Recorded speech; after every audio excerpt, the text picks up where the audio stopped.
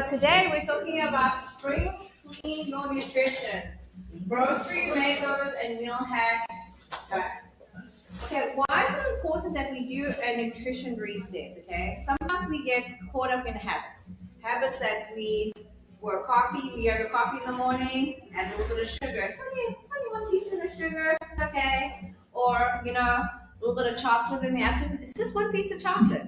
But when you accumulate those things, it actually makes it more percentage of your diet, right? Okay, so why reset is good is that we want to restart fresh. Okay, we want to do everything fresh. We want to make everything clean. We want to reset the body, right? So spring, it's a time for fresh start, right? That's why we do spring cleaning. Let's do spring cleaning on your nutrition, right? Lighter eating. It's getting hotter. We don't need to eat that much. The winter eating when we want to eat comfort food, right? And simpler routines. When things are simpler, everything's easier, right? When you're trying to complicate it with whatever diet this is or whatever, just keep it simple. Grocery list, okay? What's important?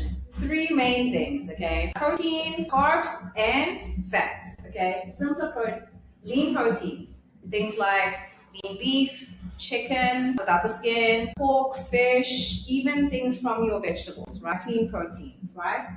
Smarter carbs. Can anyone give me an example of smarter carbs? Sugars, vegetables. Right. Okay. So everyone thinks that carbs are just your breads, your pastas, your potatoes, right? They're not. They're your fruits, they're your vegetables. Those are smarter carbs and they have more macronutrients in them. So if you eat something that is mac per day more, and it's going to give you more nutrition into your cells, right? Healthy fats. Anyone with good healthy fats? What's a good healthy fat? Fish has got good healthy fats. Salmon, tuna, avocados are fantastic, right? Olive oil, coconut oil is fantastic, right? Actually, a good trick is to put coconut oil in your rice when you cook it, and it actually drops the glycemic index of the rice. Pantry, fridge swap hacks, okay? How's olive oil? Olive oil is great. A trick though is that when you cook with olive oil, it actually diminishes the nutritional value. So olive oil should be used best for like salad dressings or any sort of dip or anything, something where it's not heated up or cooked. What should we cook with? And if we want to use oil? Avocado oil or coconut oil. Okay.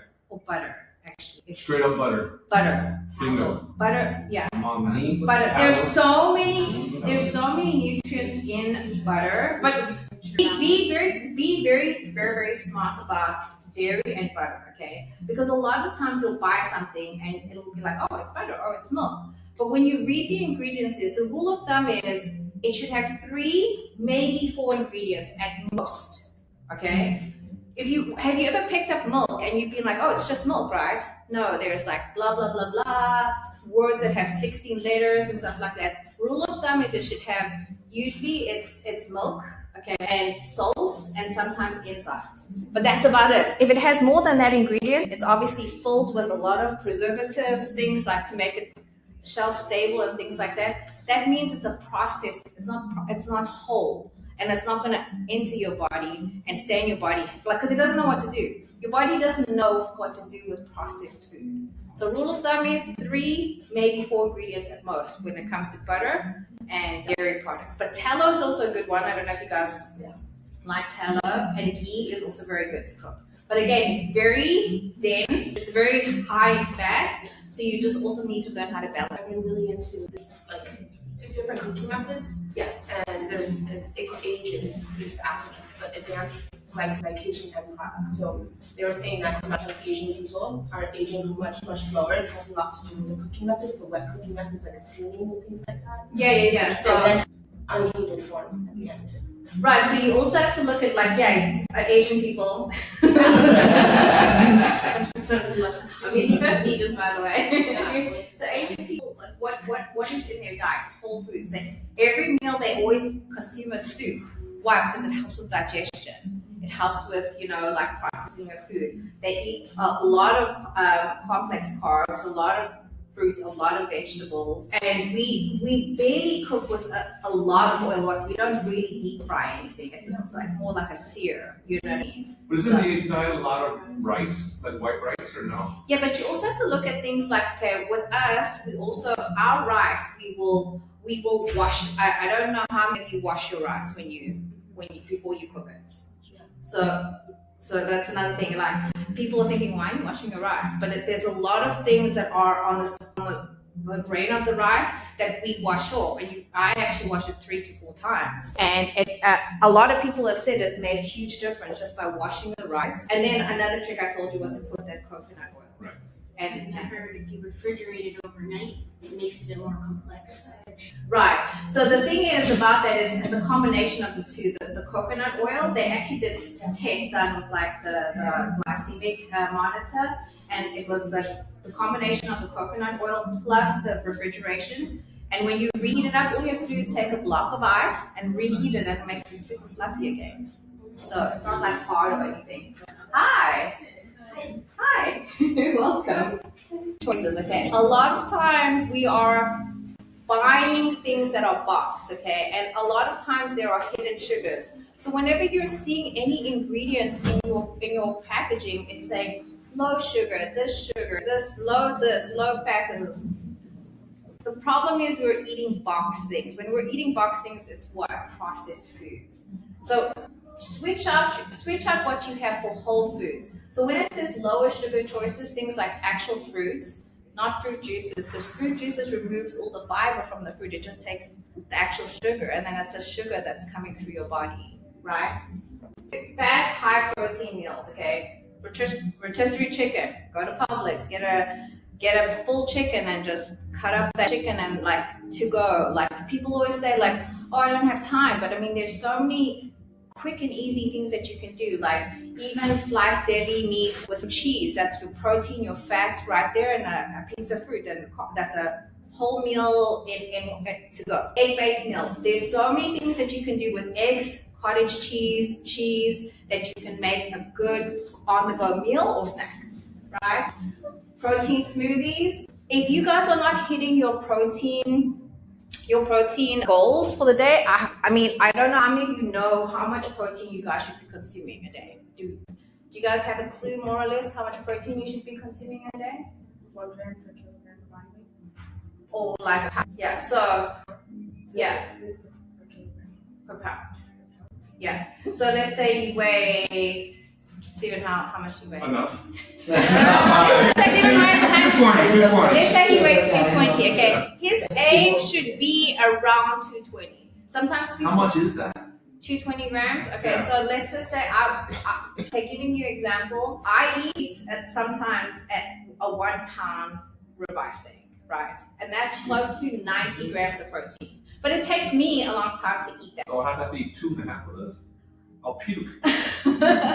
So that's the thing is people don't The realize, equivalent throughout the whole day. right? But You people can throughout a whole day, yeah. people don't realize how much protein they should be eating, and they're actually supplementing it with other things like eating breads, eating whatever, and it's filling them up.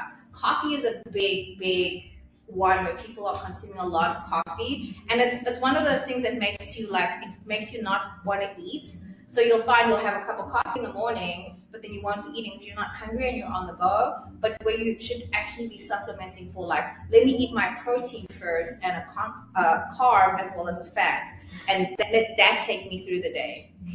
Yeah. All right, and then frozen veggie combos, something that you can do quick and easy. You can you can freeze them, and you can heat them up on the go. 20-minute meal prep system. Cook once, eat 3 to 4 times during the week. So your biggest ally when it comes to starting fresh is meal prepping, because most of the time people are like, oh, I'm going to eat well and stuff like that. But if you don't meal prep, if you don't prepare yourself for the week ahead, you're not going to do it, right? You're going to be like, I don't have time. I'm going to run to, I'm going to say McDonald's, because I'm hopefully here. We're not doing McDonald's. But I mean, fast food is the easiest because it is fast food.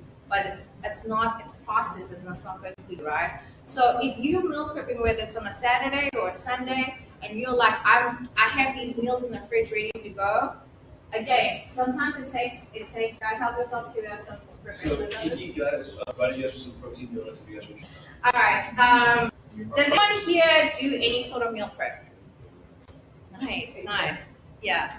And where I meal prep is I cook on a Sunday, and I prepare for the day before, so the next day after, so that my meals change. Because I'm not the kind of person who likes to eat the same thing every day. 12 days. Oh, So wow. I just sat down for like 12 days. Yeah. So I don't know if you know also. So good. I don't know if you guys also know Whole Foods does this thing where you can buy a protein and then 2 sides where you can choose sweet potato, green beans, whatever. It's only $35 and it makes around 4 to 5 meals. And it's fresh. It's not their prepared foods. No, you If actually they're prepared foods, they load that up with garbage. no, so they have the ones where it's like you can choose between salmon, chicken, you can choose your protein and it's really good. And it's grilled.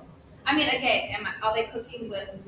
I don't know. Like again, they could, but it's definitely a lot better option than going through drive-through.